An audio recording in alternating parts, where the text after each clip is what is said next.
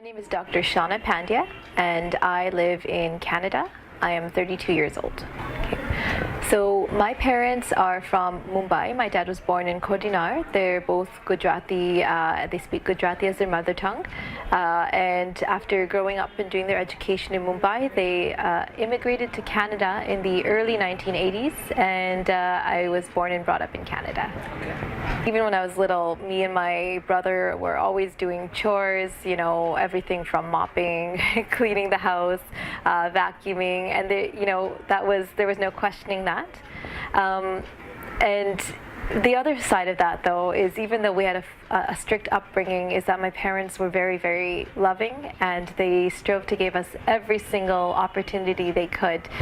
We would go on road trips as a family. We would visit science centers. My parents had a very dedicated commitment to education, so my mom would sit down with me and my brother even before we entered school, and she would run my brother through his times tables, or she would teach me the alphabet and how to read, or she would teach me about space and what zero-G meant. And I think that's really important, because by the time I got to kindergarten, I started in French immersion. I was the only kid who could read both in English and in French, and so I was helping the other kids read. I was the only kid who could count to 100 in English and in French. So I think having parents, and my mom especially, who were dedicated to raising inquisitive kids and teaching her kids was a really good foundation for me.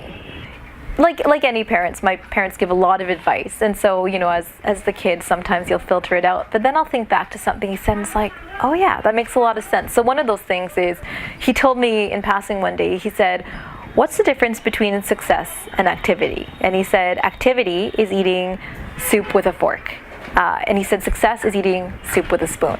And it sounds ridiculous, but then you think about it.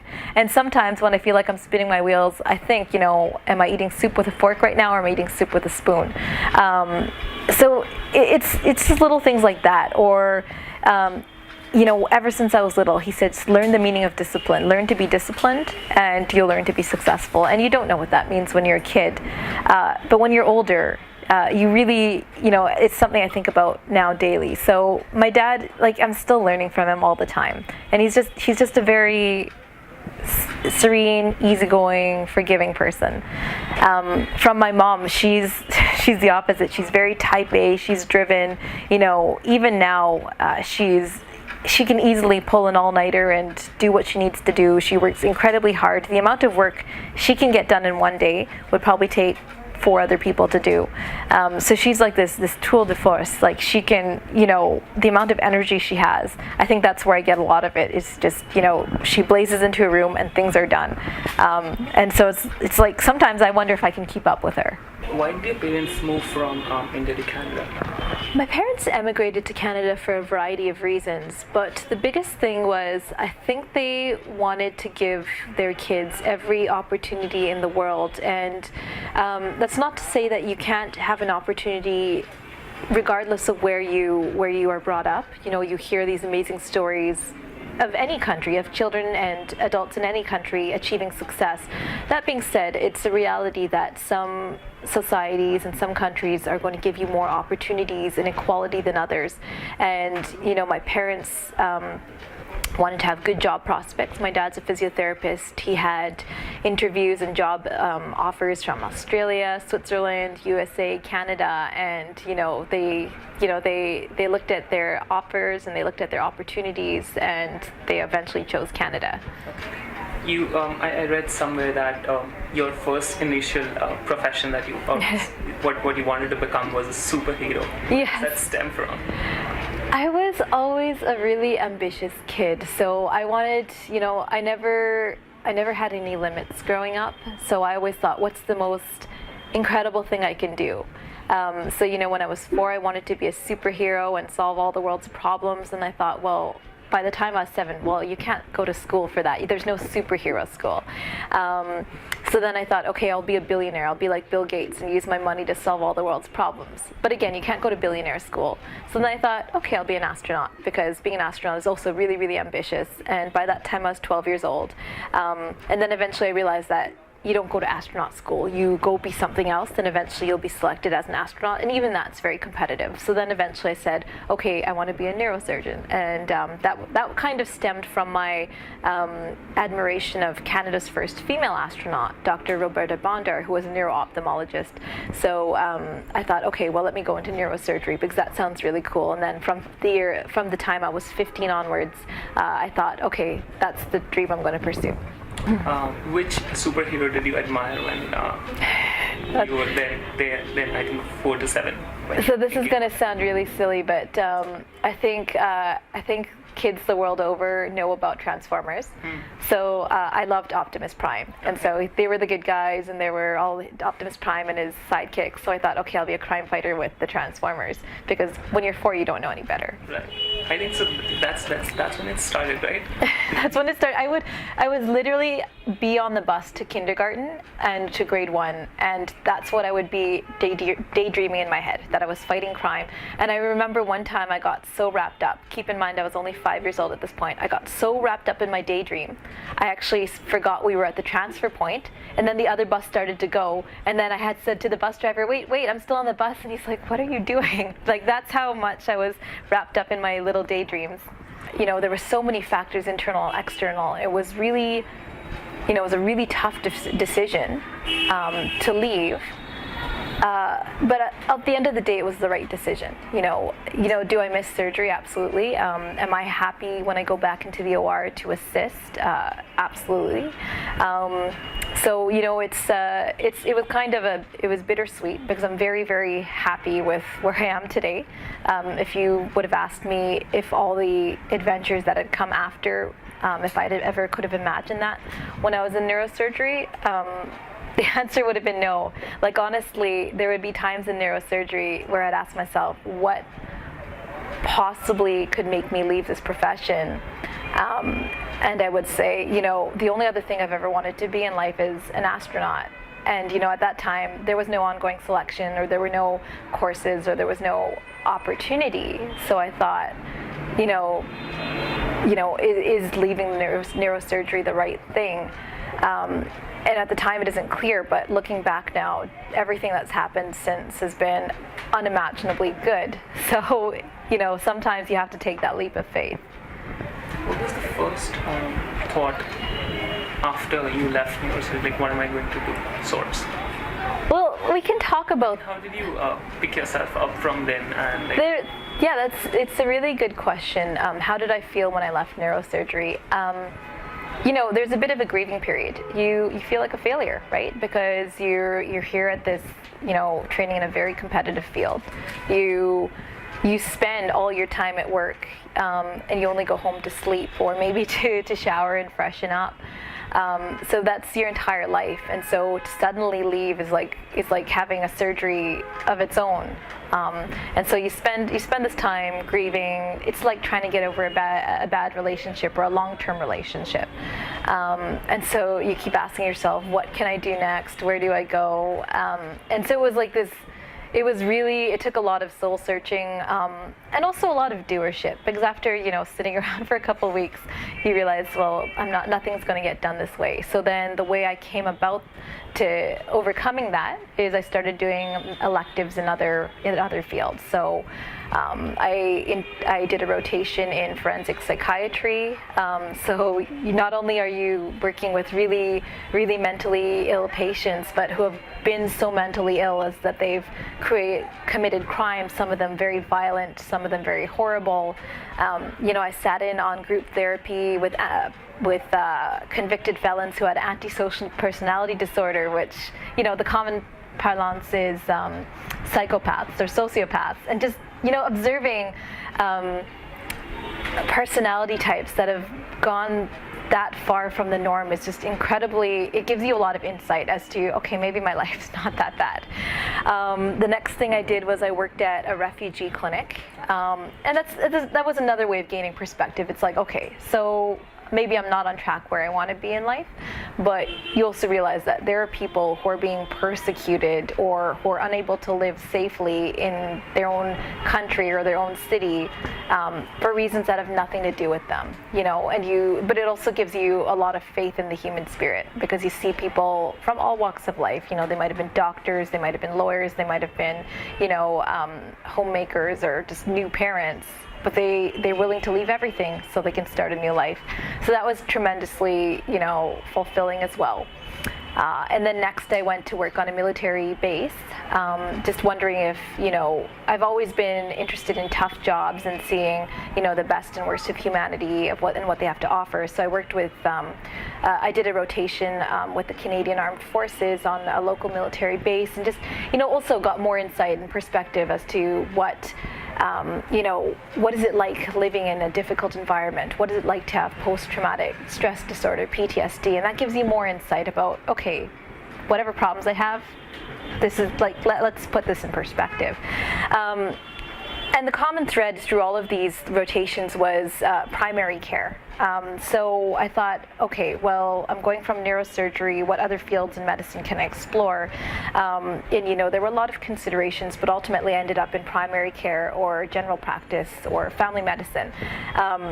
And so that's what I completed my training in. And it was so fitting and so perfect because it gave me so much flexibility to tailor my own career into what I wanted, into research in space medicine, extreme medicine, wilderness medicine, as well as, you know, do the odd procedure from time to time, keep my surgical skills up. So it was there was a lot of control I had over my own career from that point. Right. You know, we all hear about special forces. We see them in the movies. We see them in video games like Call of Duty or Medal of Honor, but you think it's this James Bond kind of world. You don't think it really exists.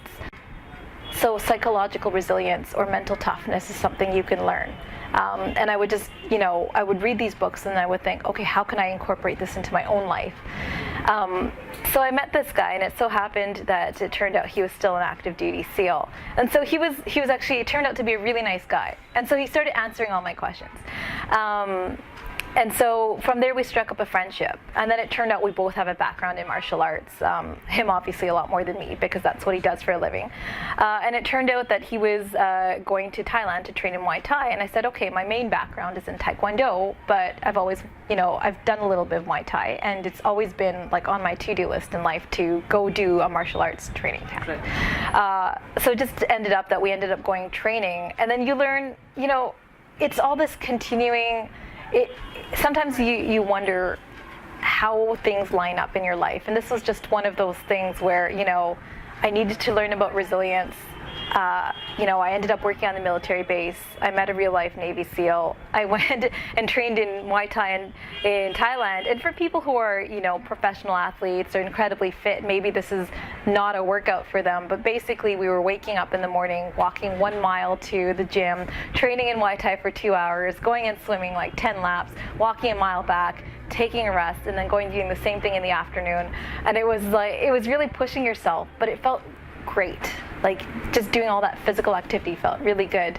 So, Dr. Pandya, can you tell me how do you squeeze in different things? Like you did taekwondo, you can play the piano, you can sing. Yes. And so how did you do all of these things? This is a question I get asked very frequently. So, you know, I skydive, I'm working on my pilot's license, I scuba dive, I sing, I play piano, I practice taekwondo, Muay Thai, learning Spanish, Russian, working full-time as a doctor, training as a citizen scientist-astronaut, you know, trying to find time for family, for friends.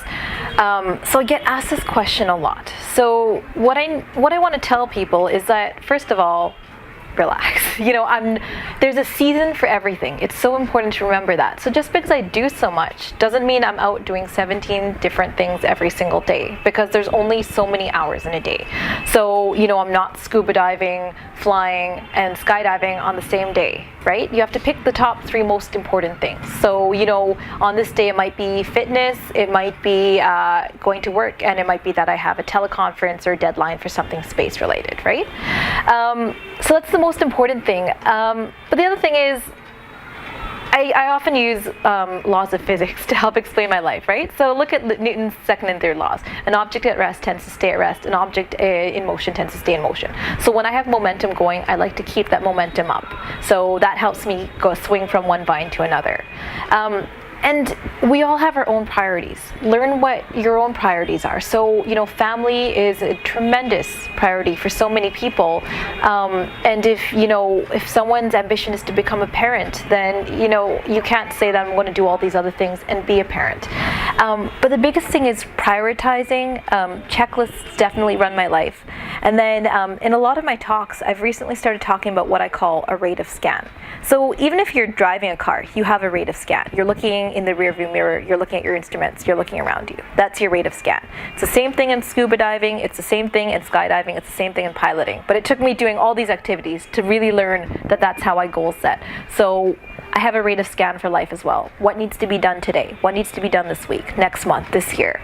And that constantly looking at, what's here and now, what's coming ahead, what's in the long term. That really helps me maintain my focus.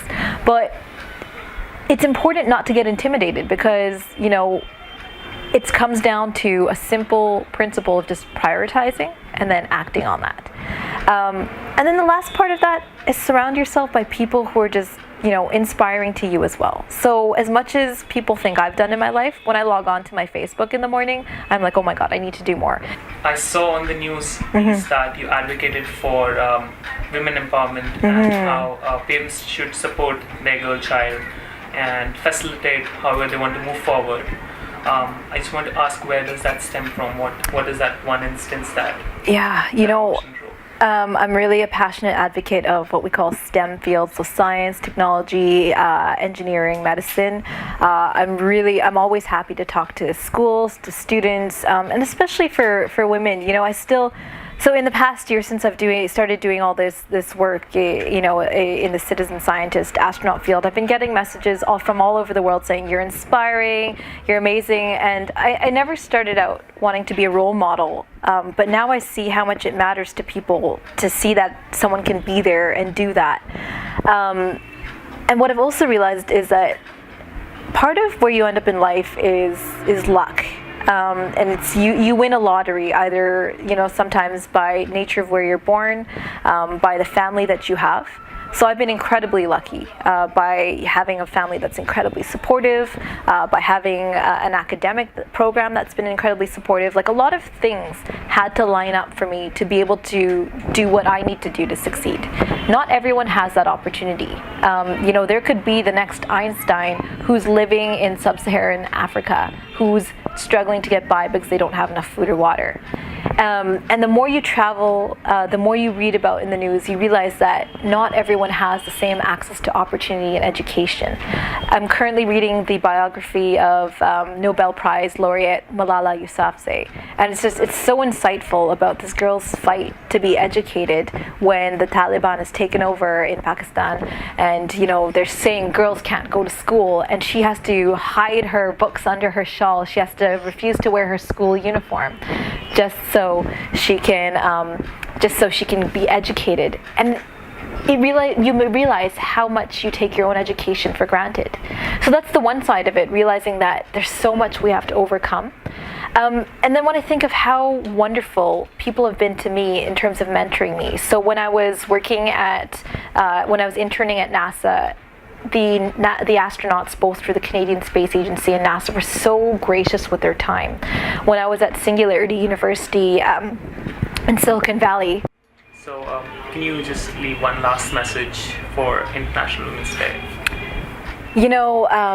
This year's theme in 2017 International Women's Day is Be Bold for Change. And I love that theme so much because it implies that regardless of who you are, if you're a man, woman, you live in Canada, you live in India, you're, young, you're old, it doesn't play credence to any of that. All it says is, if you want to be the change you wish to see in the world. And that's my message to anyone watching this, is regardless of what you want to achieve in life, if you want to be an athlete, if you want to be a musician, if you want to, be a doctor, be that one who makes that change. Be that person today be that person who looks up whatever question it is you've had. If you wanted to be a scientist, go Google whatever questions you have. If you want to be an athlete, go into your backyard and start practicing. Today is the day that you need to be bold for change. We're drawing to a close. Okay. I just have one last Yeah, request. sure. Can you sing for us? Sure. Okay. My voice is going a little bit, so Yeah. we might need to do several takes. Sure. Let's do Hallelujah. All right. Okay. I heard there was a secret chord that David played and it pleased the Lord. I heard there was a secret chord that David played and it pleased the Lord.